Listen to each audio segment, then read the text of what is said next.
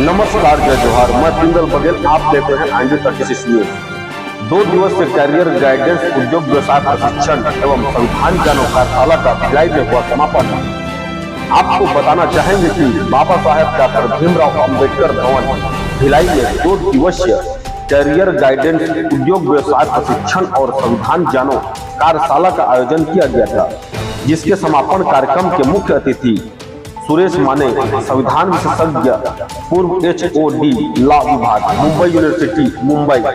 विशिष्ट अतिथि doctor Anurag Meshram, IRS chief personnel officer, central railway विभागीय जांच रायपुर, BP नोनहारे, IFS पूर्व APCCF Chhattisgarh Durg, Harsh Meshram chief engineer, CSEB Durg, Sanjeev Sukhdeve पूर्व संयुक्त संचालक उद्योग विभाग रायगढ़, संजय गजघाटे संयुक्त संचालक उद्योग विभाग रायपुर, प्रभाकर खोबरागढ़े महाप्रबंधक सेल भिलाई, अश्वनी बंजारा संयुक्त संचालक कृषि रायपुर, विश्वास मेश्राम पूर्व अपर कलेक्टर, पूर्व संयुक्त संचालक छत्तीसगढ़ शासन एकेडमी निमोरा रायपुर, अमित कुमार मुक्त motivational speaker NIT Raipur, YK Dhindore पूर्व उप संचालक मत्स्य रायपुर, अंजू मेश्राम संचालक Savitribai Phule educational academy Saddu Raipur, doctor Snehlata Humne शिशु रोग विशेषज्ञ राजिम के आतिथ्य में संपन्न हुआ। कैरियर गाइडेंस उद्योग व्यवसाय प्रशिक्षण एवं संविधान ज्ञानो कार्यशाला का आयोजन AEF सोजलिप भाषा मूल निवासी कला साहित्य और फिल्म फेस्टिवल के बैनर तले सफलतापूर्वक आयोजन किया गया। इस कार्यशाला का उद्देश्य युवाओं और उद्यमियों को न केवल उद्योग और व्यवसाय में मार्गदर्शन प्रदान करना था, बल्कि उन्हें भारतीय संविधान के मूलभूत सिद्धांतों और अधिकारों के प्रति जागरूक करना भी था। उक्त कार्यक्रम में बड़ी संख्या में प्रतिभागियों ने भाग लिया, जिनमें छात्र, नवोदित उद्यमी और विभिन्न पेशेवर शामिल थे। कार्यक्रम के दौरान विशेषज्ञों ने बताया कि आज के युग में युवाओं के लिए सही दिशा में मार्गदर्शन प्राप्त करना कितना महत्वपूर्ण है। उन्होंने व्यवसायिक क्षेत्र में सफल होने के लिए आवश्यक कौशल, योजनाएं और दृष्टिकोण के बारे में विस्तार से चर्चा की। साथ ही संविधान से जुड़े मुद्दों पर प्रकाश डालते हुए यह समझाया कि कैसे संविधान हर नागरिक के अधिकारों और स्वतंत्रता का संरक्षण करता है। मुख्य वक्ता संजय माने ने कहा, संविधान न केवल हमारे अधिकारों की सुरक्षा करता है, बल्कि हमारे कर्तव्यों को भी याद दिलाता है। एक जिम्मेदार नागरिक बनने के लिए संविधान को समझना और उसके अनुसार आचरण करना आवश्यक है। सोशल जस्टिस लीगल फाउंडेशन के को-फाउंडर विनोद कोसले ने प्रमोशन में आरक्षण के मामले को लेकर व छत्तीसगढ़ के ST/SC के बजट को लेकर विस्तार से जानकारी प्रदान की। कार्यशाला में कई गतिविधियों का आयोजन किया गया। कैरियर गाइडेंस के सत्र में विशेषज्ञों ने छात्रों और युवाओं को विभिन्न कैरियर विकल्पों के बारे में जानकारी दी। उन्होंने बताया कि किस प्रकार से सही मार्गदर्शन और योजना बनाकर व्यवसायिक सफलता हासिल की जा सकती है। उद्योग व्यवसाय प्रशिक्षण सत्र में व्यवसाय संबंधी जानकारियां दी। यह सत्र उद्यमियों और नवोदित व्यवसायियों के लिए आयोजित किया गया। इसमें उन्हें व्यवसाय शुरू करने, वित्त प्रबंधन, मार्केटिंग रणनीतियों और डिजिटल तकनीकों का उपयोग करने के बारे में सिखाया गया। संविधान जागरूकता सत्र में प्रतिभागियों को संविधान के मूलभूत अधिकारों, कर्तव्यों और संवैधानिक प्रक्रियाओं के बारे में जानकारी दी गई। साथ ही सामाजिक न्याय और समानता जैसे मुद्दों पर चर्चा की गई। विभिन्न वक्ताओं ने अपनी सफलता की कहानियां साझा की और बताया कि कैसे उन्होंने कठिन परिस्थितियों का सामना करते हुए सफलता प्राप्त की। प्रश्नोत्तर सत्र में प्रतिभागियों को विशेषज्ञों से सीधे सवाल पूछने का मौका मिला। इस सत्र में युवाओं ने कैरियर, व्यवसाय और संविधान से संबंधित कई सवाल पूछे, जिनका समाधान विशेषज्ञों ने बड़े ही सरल और प्रभावी तरीके से दिया। कार्यशाला के अंत में प्रतिभागियों ने इसे एक महत्वपूर्ण और ज्ञानवर्धक अनुभव बताया। उन्होंने कहा कि इस कार्यक्रम ने न केवल उनके करियर और व्यवसायिक दृष्टिकोण को विस्तारित किया है, बल्कि उन्हें एक जिम्मेदार नागरिक बनने की भी प्रेरणा दी है। कार्यशाला का समापन समारोह अत्यंत उत्साहपूर्ण रहा। आयोजकों ने भविष्य में ऐसे और कार्यक्रम आयोजित करने की योजना बनाई। कार्यक्रम के आयोजकों ने कहा कि वे इस तरह के कार्यशालाओं के माध्यम से समाज में जागरूकता और प्रगति लाने का प्रयास जारी रखेंगे। कैरियर गाइडेंस उद्योग व्यवसाय प्रशिक्षण एवं संविधान जानो कार्यशाला ने युवाओं और उद्यमियों को एक नई दिशा प्रदान की है। यह कार्यक्रम न केवल उनके व्यक्तिगत और व्यावसायिक विकास के लिए उपयोगी साबित हुआ, बल्कि उन्हें एक जागरूक और जिम्मेदार नागरिक बनने की प्रेरणा भी दी। भविष्य में ऐसे और भी कार्यक्रमों की आवश्यकता है जो युवाओं को उनके लक्ष्यों को प्राप्त करने में सहायता प्राप्त करें और समाज को एक सकारात्मक दिशा में आगे बढ़ाएं। भिलाई से ब्यूरो रिपोर्ट।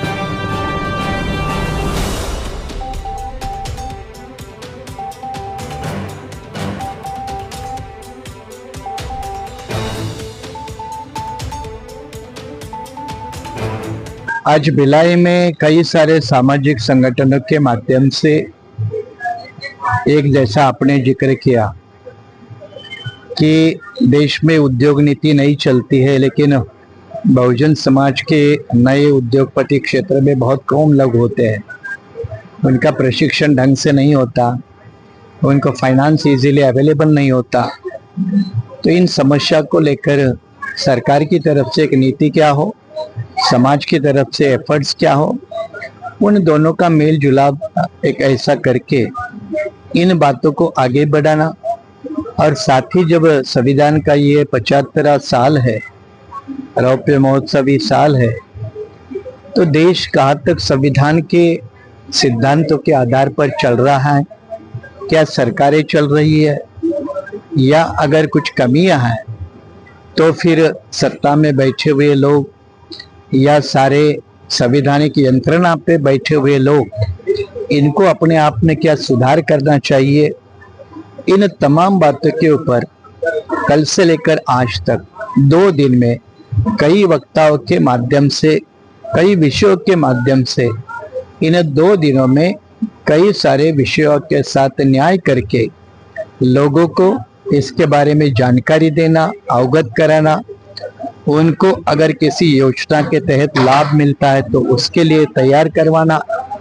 और संवैधानिक साक्षरता तो एक बड़ा मुद्दा है जिसको देश को आज भी बड़े पैमाने पे जरूरत है।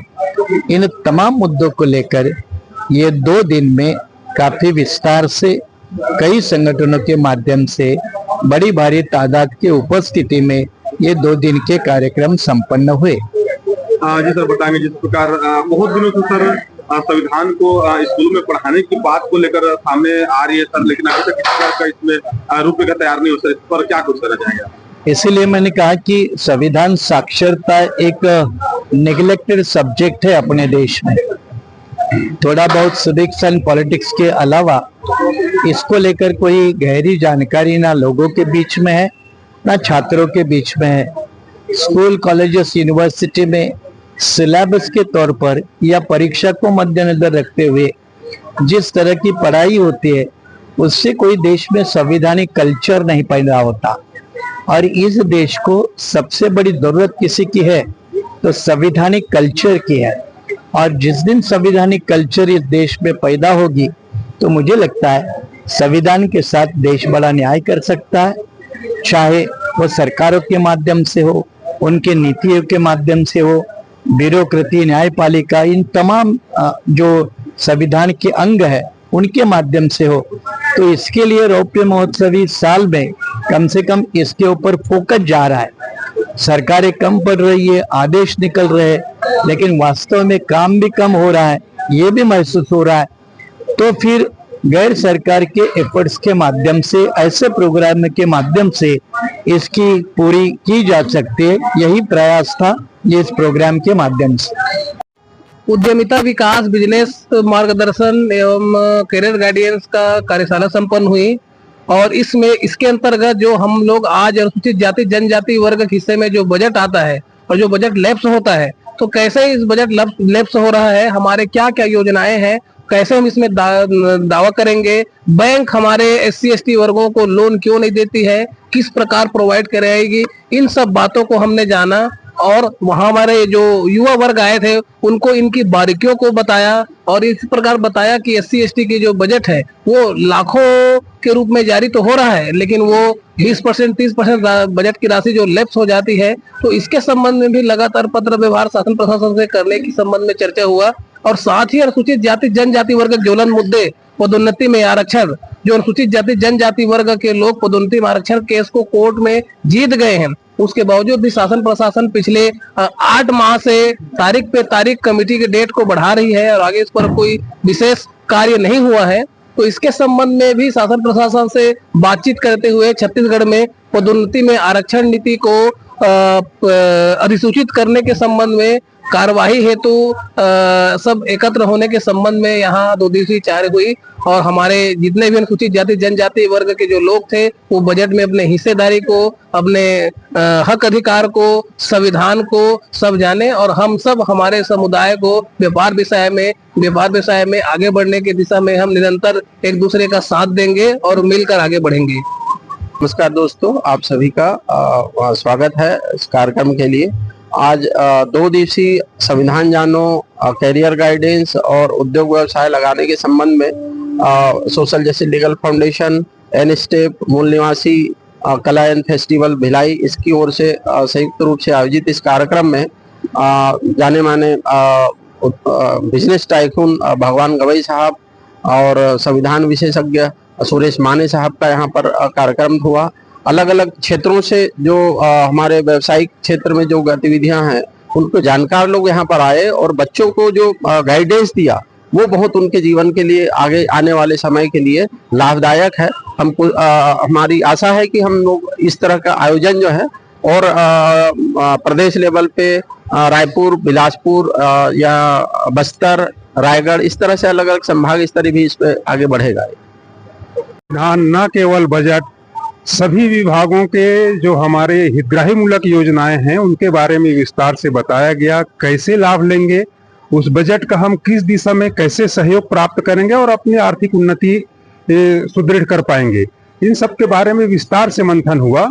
और हमारे बिजनेस टाइकून आदरणीय भगवान गवई साहब ने सभी उपस्थित हमारे स्वजाति बंधुओं को, संवर्गीय बंधुओं को विस्तार से कैसे हम बिजनेस माइंडसेट डेवलप करें और एक व्यावसायिक सोच के साथ आगे कैसे बढ़े, इसके बारे में 2 दिवसीय विचार मंथन का आयोजन किया गया और इसके परिणाम बहुत सकारात्मक आएंगे और आने वाले दिनों में इसके सकारात्मक परिणाम हमको देखने को भी मिलेंगे। छत्तीसगढ़ कृषि संबंधित बहुत सारी योजनाएं संचालित की जा रही है, लेकिन जमीनी स्तर पर देखा जाए तो कहीं न कहीं विज्ञापन की कमी नजर आ रही है। इस पर क्या कुछ कहना चाहेंगे? कृषि विभाग में किसानों के हित संवर्धन के लिए बहुत सारी योजनाएं संचालित है और ग्रामीण स्तर पे कृषि विभाग का एक कार्यकर्ता होता है जिसको ग्रामीण कृषि विस्तार अधिकारी, आम बोलचाल के भाषा में ग्राम सेवक बोलते हैं। वो हमारा नॉलेज सेंटर है, उससे संपर्क करके हम योजनाओं की जानकारी ले सकते हैं। वैसे इस मंच के माध्यम से भी हमने विभाग में संचालित विभिन्न योजनाओं के बारे में विस्तार से बताई है।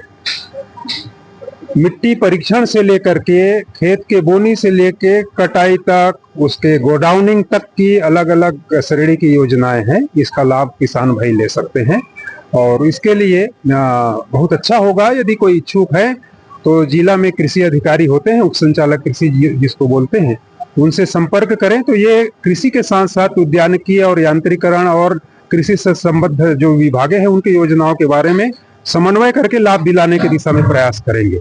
तो मैं इस कार्यक्रम के माध्यम से आपका अपील करना चाहूंगा कि यदि किसानों के हित संवर्धन के लिए कोई किसान भाई अपने हित संवर्धन के लिए योजनाओं का लाभ लेना चाहता है तो विभागीय अधिकारियों से अवश्य संपर्क करें और यदि कहीं लगता है कि उनका समाधान सही ढंग से नहीं हो रहा है तो राज्य स्तर पे योजना देखते हैं, संचालनालय कृषि है, वहां भी संपर्क करके इसका मार्गदर्शन प्राप्त कर सकते हैं। जी मैम, बताएंगे आज जिस प्रकार कैरियर गाइडेंस, उद्योग व्यवसाय प्रशिक्षण और संविधान जानो कार्यशाला में आप विशिष्ट अतिथि रहे हैं और जिस प्रकार महिला उद्यमी है और महिलाओं को किस प्रकार प्रेरणा करेंगे, आप किस स्टेप से आपने व्यवसाय स्टार्ट किया था, क्या कुछ करना चाहेंगे? हाँ, मैं भी पहले हाउसवाइफ थी और मैं ये नहीं सोची थी कि मैं बिजनेस करूंगी, मगर रायपुर में कुछ ऐसा प्रोग्राम हुआ था राज्य सरकार की तरफ से, तो उसमें हमने भाग लिया था, तो वो हमको काफी प्रभावित किया। तो हमने सोचा कि अपने कमेटी के जो बच्चे हैं हमारे गांव के, उनके लिए हम मदद कैसे करें। तो ये एक हमको बहुत अच्छा जरिया दिखा कि हम अपना स्वयं का रोजगार करेंगे और बिजनेस करेंगे तो हम अपने बच्चों का मदद कर पाएंगे, उनको आगे बढ़ाएंगे और फ्री में उनको ट्रेनिंग देंगे। जो भी अभी तो मैंने स्टील फैब्रिकेशन का काम कर रही हूँ अपनी फैक्ट्री में, मेरा 3 फैक्ट्री है, तो उसमें मैंने बच्चों के लिए फ्री ट्रेनिंग रखा है जिसमें कि बच्चे आए और वो फ्री ट्रेनिंग लें और सीखें और नए नए जगह में जॉब के लिए वो जा भी सकते हैं या मेरी इंडस्ट्री में वो कर भी सकते हैं जॉब। और मैं सारी महिलाओं के लिए यही बोलूंगी कि घर से भी थोड़ा बाहर निकलिए और दुनिया देखिए, करने के लिए बहुत कुछ है। बिजनेस के लिए ऐसा मत डरिए कि आपको बहुत ज्यादा शिक्षित होना है या बहुत ज्यादा आपको धन चाहिए या आपका एज हो गया, ऐसा कोई बंधन नहीं है। आप के लिए छोटे पैमाने में भी बिजनेस है, बस ये है कि जज्बा होना चाहिए करने के लिए। आप बाहर निकलिए, करिए, बहुत सारे हाथ ऐसे मिलेंगे। और